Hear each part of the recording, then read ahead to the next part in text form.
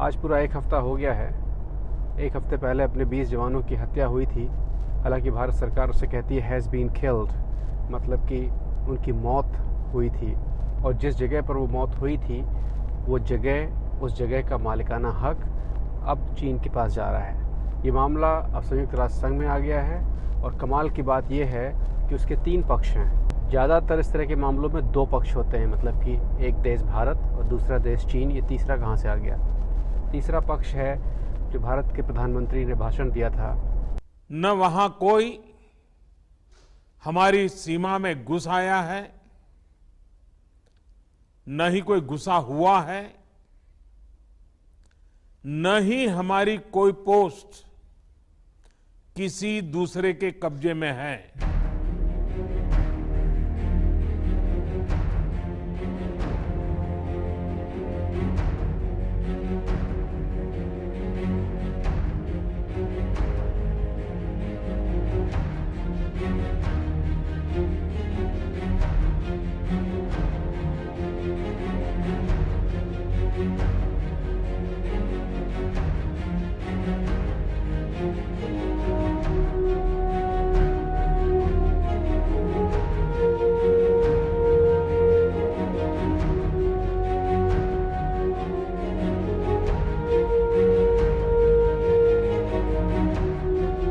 तीसरा पक्ष है भारत के प्रधानमंत्री।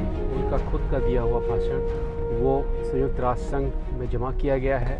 वो पूरे चीन में भी वायरल है और उससे चीन ये कह रहा है कि हमने तो घुसपैठ की ही नहीं, वो तो हमारा ही इलाका है, तो घुसपैठ की वहाँ क्या बात होती है। आएंगे उस बात पे भी।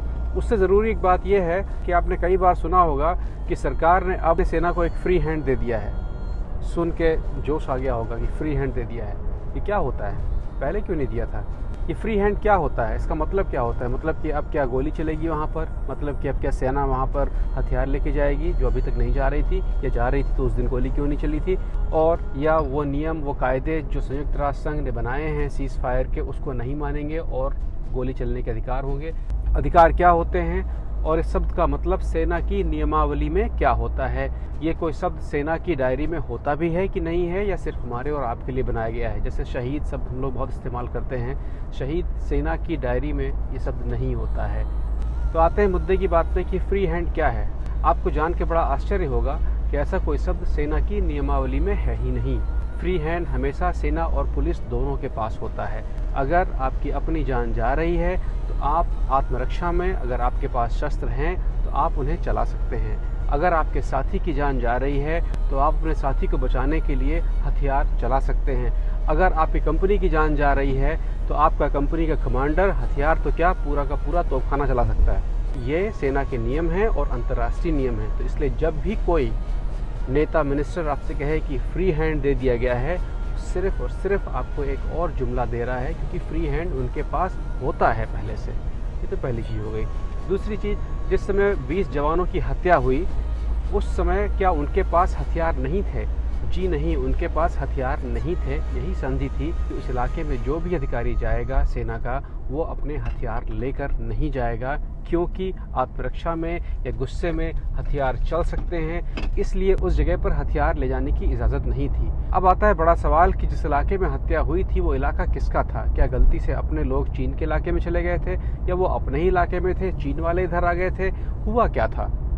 भारतीय सेना के हिसाब से हमारे सैनिक अपने इलाके में गश्त कर रहे थे, वहीं पर सारा मामला है। और उसके अब 3 पक्ष हो गए हैं। भारतीय सेना के मुताबिक हमारे सैनिक अपने इलाके में गश्त कर रहे थे और उन्होंने चीनी सैनिकों को घुसपैठ करते हुए देखा, उनके बंकर बनाते हुए देखा, इसलिए वो रात में वहाँ पर गए उनके बंकरों को डिस्ट्रॉय करने के लिए, और ये घटना घटी। बाद में हमारे प्रधानमंत्री ने उस इलाके को चीन का इलाका बताया कि हमारे इलाके में कोई घुसपैठ नहीं हुई है। इस गलती के बाद उनके दफ्तर ने इस गलती को सुधारने की कोशिश की और एक नया जुमला छोड़ा। नया जुमला ये था कि प्रधानमंत्री ने लद्दाख के बारे में नहीं कहा है, प्रधानमंत्री ने उस घाटी के बारे में कहा है, और उस घाटी में कोई घुसपैठ नहीं है। हमारे सैनिकों की शहादत उसी घाटी में हो रही घुसपैठ को रोकने में हुई है। लेकिन इस बयान की वजह से अब जो घाटी है वो हमारे हाथ से निकल गई है, क्योंकि प्रधानमंत्री ने क्लियर कर दिया है कि वहाँ पर कोई, चीन ने तुरंत मौके का फायदा उठाया और इस केस को लेकर वो तुरंत संयुक्त राष्ट्र चला गया है। चीन कह रहा है कि 10 अप्रैल से भारत इस जगह पर कब्जा करने की कोशिश कर रहा था। भारत ने 16 जून तक वहाँ पर सड़कें भी बनाई, 17 जून को 72 घंटे के अंदर एक पुल भी बनाया गया। वो सारा का सारा अब चीन के पास चला गया है। वो सारा का सारा अब चीन कहता है कि ये उसका है।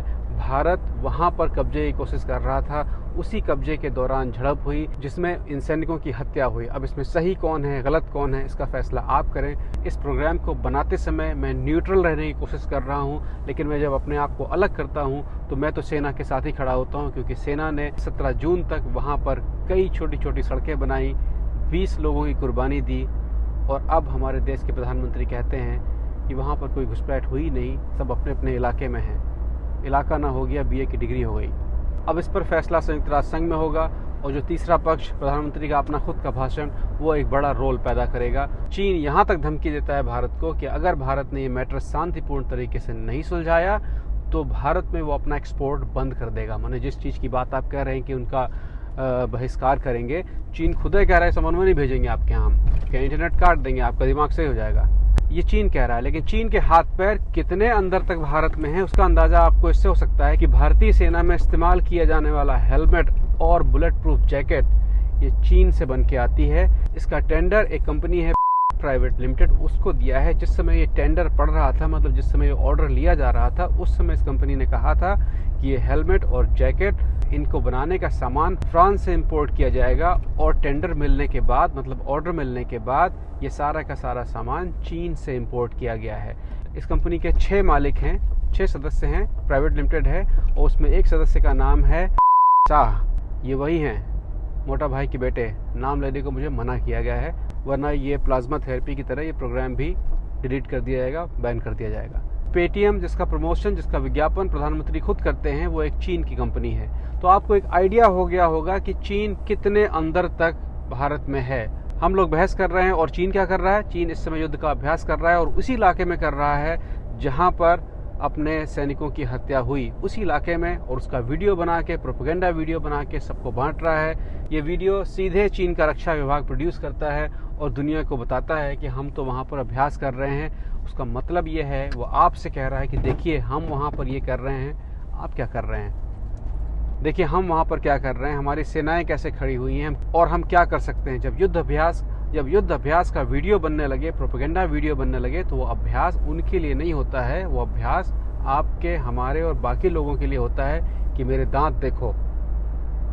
उसके अलावा जो चीनी सामानों पर बैन या उनके बहिष्कार की बात हो रही है, मुझे लगता है कि अगला एपिसोड इसी पे हम लोग करेंगे। आपको बताएंगे कि कौन सी कंपनियां हैं जो स्वदेशी हैं, कौन सी कंपनियां हैं जो चीनी हैं लेकिन स्वदेशी का कपड़ा ओढ़ के बैठी हुई हैं, और कौन सी बाहर से आती हैं। तो आप फ़र्क जान सकेंगे कि कौन सी कंपनी किस जगह पर है।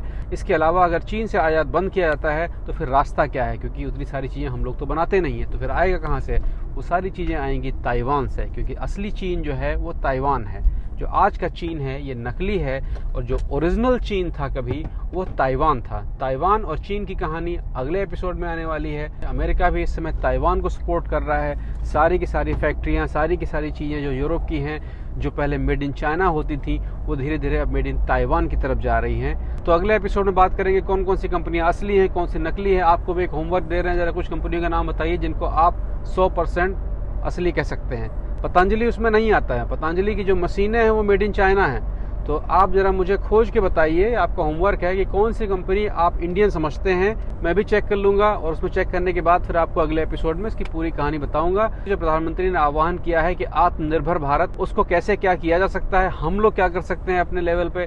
आपको यहाँ से अगर कोई जुगाड़ चाहिए हो, रिपोर्ट चाहिए हो, डिज़ाइन चाहिए हो, जितना मैं कर सकूँगा करूँगा, लेकिन आपको मांगना पड़ेगा। सारी चीज़ें फेसबुक पे डालूंगा, फेसबुक पे लगे रहिए। मिलते हैं फिर अगले एपिसोड में।